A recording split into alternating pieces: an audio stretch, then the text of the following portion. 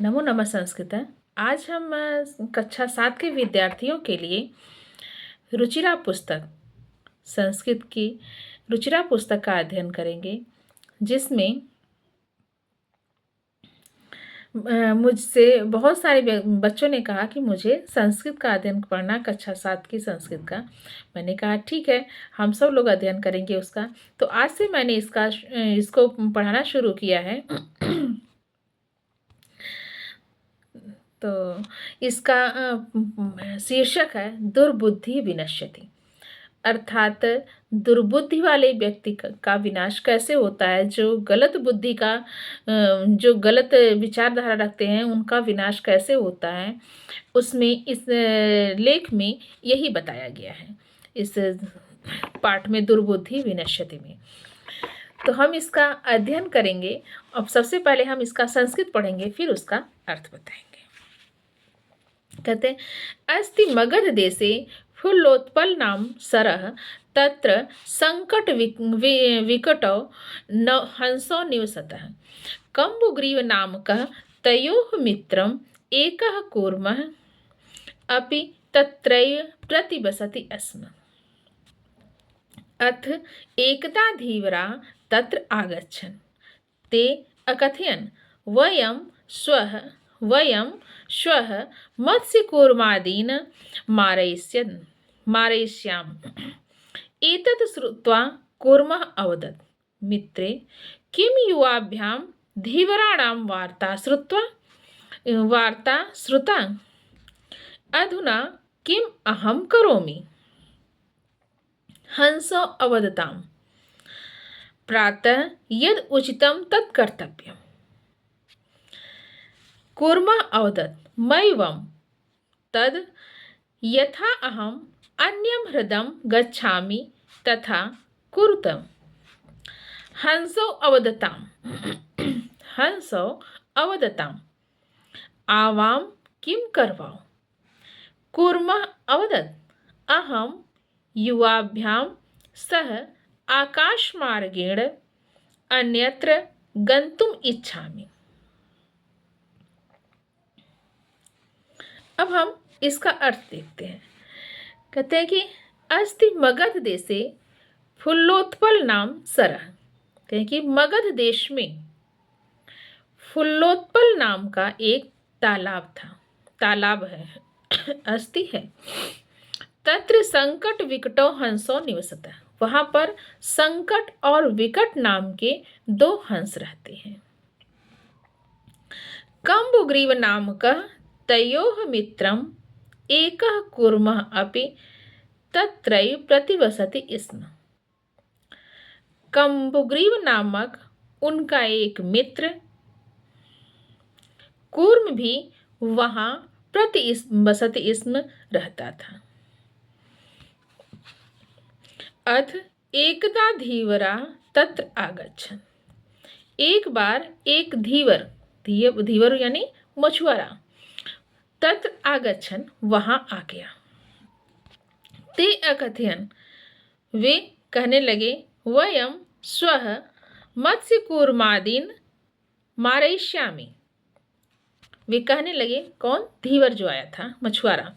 वयं श्वः, हम लोग कल मत्स्यकूर्मादीन् मारयिष्यामः, मत्स्य, मछली और कूर्मादीन, कछुआ आदि को मारेंगे। एतत् श्रुत्वा कूर्मः अवदत्, यह सुनकर कछुआ बोला, मित्रे, किम युवाभ्यां धीवराणां वार्ता श्रुता? मित्र, क्या तुम दोनों ने धीवराणाम वार्ता श्रुता, धीवरों की वार्तालाप को सुना? अधुना किम अहं करोमि? अब हम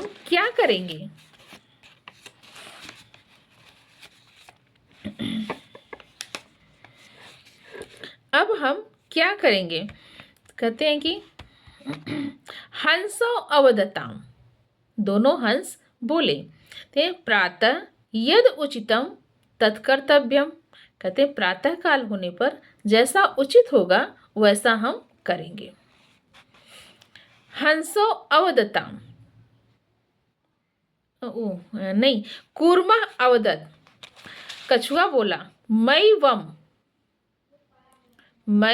वम, ऐसा नहीं। तद यथा अहम अन्यम हृदम गच्छामि तथा कुरुतम, तो है कि तद यथा अहम अन्यम हृदम गच्छामि तथा कुरुतम, तो हम सब अन्य दूसरे के तालाब में जा करके जाएंगे और कुछ करेंगे। हंसो अवदताम, हंस बोला, आवाम किम करवाओ, आवाम किम करवाओ, हम लोग क्या करेंगे।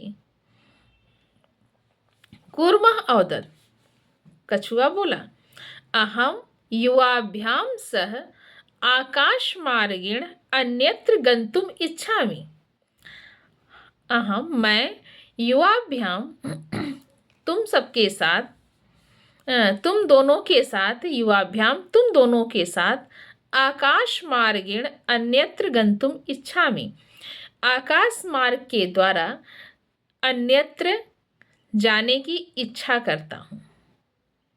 कछुआ कहता है उन दोनों से, संकट और विकट नाम के हंस से, कि मैं तुम दोनों के साथ जैसे तुम दोनों तो उड़ के चले जाओगे, मैं कैसे जाऊंगा। कहता है तुम दोनों के साथ आकाश मार्ग से, तुम लोग उड़ोगे तो मैं भी उसी पर उड़ जाऊंगा, दूसरी जगह चला जाऊंगा, जाने की इच्छा है। हंसो अवदताम, दोनों हंस बोले, अत्र कह उपाय है, अत्र कह उपाय, यह कौन सा उपाय है। कच्छपः वदति, कछुआ बोला, युवाम काष्ठदंडम एकम चंचवा धार्यताम, तुम दोनों काष्ठदंडम, लकड़ी के दंड को, मतलब एक लकड़ी लेकर के, चंचवा धारित, अपने चोंच में पकड़ लेना, अपने चोंच में धारण करना। अहम काष्ठदंड मध्ये अवलंब्य युवयोः पक्ष बलेन सुखेन गमिष्यामि, मैं उस लकड़ी के डंडे के बीच में बैठ करके, अवलंबित होकर, उसको मतलब तुम दोनों लोग चोंच में अपने लकड़ी पकड़े रहोगे, उसी पर मैं बैठ करके, युवयोः पक्ष बलेन सुखेन गमिष्यामि, तुम दोनों के साथ सुख पूर्वक उड़ करके चला जाऊंगा। हंसो अकथयताम, दोनों हंसों ने कहा, संभवति एषः उपाय, यह उपाय संभव है, यह उपाय संभव है, किंतु अत्र एकः अपायो अपि वर्तते, किंतु यहाँ पर एक अनुपाय भी है। कहते हैं कि उसके साथ एक अपाय, कहाँ गया, किंतु अत्र एकः अपायो अपि वर्तते, किंतु यहाँ पर एक कष्ट भी है, अपाय भी है, कि आवाम नियमानम त्वामवलोक्य जनाः किंचित वदिष्यामि एव, कि हम सब तुमको हम सब तो ले जाएंगे, त्वामवलोक्य, आवाम नियमानम, तुमको ले जाएंगे, मतलब हम दोनों तुमको नियमानम ले जाते हुए, त्वामवलोक्य जनाः किंचित वदिष्यन्ति एव, कहते हैं कि आवाम नियमानम त्वामवलोक्य जनाः किंचित वदिष्यन्ति एव, हम दोनों को ले जाते हुए तुमको लोग देखेंगे तो कुछ न कुछ बोलेंगे। यदि त्वम उत्तरम दास्यसि, तब तदा तव मरणम निश्चितम। यदि तुम उनका उत्तर देते हो तो तुम्हारा मरना निश्चित है। अतः तुम अत्रैव बस, इसलिए तुम यहीं पर रहो। तत् श्रुत्वा क्रुद्ध कूर्मः अवदत्। वह यह सुन करके क्रोधित हुआ कछुआ बोलता है, किम अहम मूर्ख, क्या मैं मूर्ख हूँ? उत्तरम न दास्यामि, उत्तर नहीं दूंगा। किंचिदपि न वदिष्यामि, कुछ भी नहीं बोलूंगा। अतः अहम यथा वदामि तथा कुरुतम। अतः अहम यथा वदामि, जैसा मैं कहता हूँ, तथा युवाम कुरुतम, वैसा ही तुम दोनों करो। आगे कहते हैं, एवं काष्ठ दंडे लंबमानम कूर्मः गोपालका अपश्यन् पश्चात अधावन अवदन् च हंहो महत् आश्चर्यम् हंसाभ्याम सह कूर्मो अपि उड्डीयते। कश्चित् वदति यदियं कूर्म कथमपि निपतति तदा अत्रैव पक्त्वा खादिष्यामि। अपरः अवदत् सरस्तीरे दग्ध्वा खादिष्यामि। अन्यः कथयति गृहं नीत्वा भक्षयिष्यामि इति। तेषां तद्वचनं श्रुत्वा कूर्मः क्रुद्धः जातः। मित्राभ्यां दत्तं वचनं विस्मृत्य सः अवदत् यूयं भस्म खादत्। तत्क्षणमेव कूर्मः दण्डात् भूमौ पतितः। गोपालकैः सह मायितः। अत एवोक्तं सुहृदां हितकामनां वाक्यं यो नाभिनन्दति स कूर्म इव दुर्बुद्धिः काष्ठाद् भ्रष्टो विनश्यति। कहते हैं कि एवं काष्ठदंडे लंबमानम कूर्मः गोपालका अपश्यन्। इस प्रकार काष्ठ के दंड पर लंबामान कूर्म लटके हुए कछुए को देखकर गोपाल का अपश्यन, गांव के लोगों ने देखा। पश्चात अधावन अवदंच, उसके बाद वह देख करके बोलते हैं, हंग हो महत आश्चर्यम, यह तो बहुत ही आश्चर्य की बात है। हंसाभ्याम सह कूर्मो अपि उड्डीयते, हंसों के साथ कछुआ भी उड़ रहा है। कश्चित वदति, किसी ने कहा, यद्यं कूर्मः कथम अपि निपतति, यदि यह कछुआ कथम अपि निपतति, किसी तरह गिर जाता है, तदाम अत्रैव पक्त्वा खादिष्यामि, तो मैं इसे अभी पकाकर खा जाऊंगा। अपरः अवदत्, दूसरा कहता है, सरस तीरे दग्ध्वा खादिष्यामि, इस तालाब के किनारे ही खा जाऊंगा। अन्य अकथयत, दूसरा कहता है, गृहं नीत्वा भक्षयिष्यामि, घर ले जाकर खाऊंगा। इति, इस प्रकार से बातें होने लगी। तेषां तद वचनम श्रुत्वा कूर्मः क्रुद्धः जातः। इन सबकी बातों को सुन करके, उनके इन बातों को सुन करके, वचनम श्रुत्वा, बातों को सुन करके कूर्मः क्रुद्धः जातः, कछुआ क्रोधित हो जाता है। मित्राभ्याम दत्तम वचनम विस्मृत्य सह, और मित्रों को दिए गए वचन को वह भूल जाता है। सह अवदत्, और वह बोलता है, यूयं भस्म खादत, तुम लोग मेरी भस्म खाओगे। तद क्षणमेव कूर्मः दंडात भूमौ पतितः, तुरंत ही उसी क्षण वह कछुआ डंडे से नीचे गिर जाता है, क्योंकि वह अपने मुंह में पकड़े रहता है। हंस लोग मना करते, तुम बोलना मत, नहीं तो तुम गिर जाओगे, लेकिन वह सबकी बातों को सुन करके क्रोधित हो जाता है। कोई कहता है कि मैं इसे अभी खा जाऊंगा, कोई पका कर खा जाऊंगा, कोई कहता नदी के इसी तालाब के किनारे ही खा जाऊंगा, कोई कहता है घर ले जा करके खाऊंगा। तो वह क्रोधित हो जाता है और बोलता है, बोलते ही वह दंड उसके मुंह से छूट जाता है और वह नीचे गिर जाता है। तत्क्षणं कूर्मः दंडात भूमौ पतितः, उसी क्षण कछुआ दंड से, लकड़ी से नीचे गिर जाता है।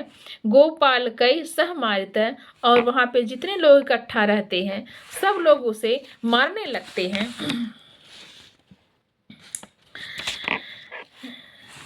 सह एवोक्तम, इसीलिए कहा गया है, सुहृदाम हित कामानाम वाक्यम यो नाभिनंदति स कूर्म इव दुर्बुद्धि काष्ठाद भ्रष्टो विनश्यति।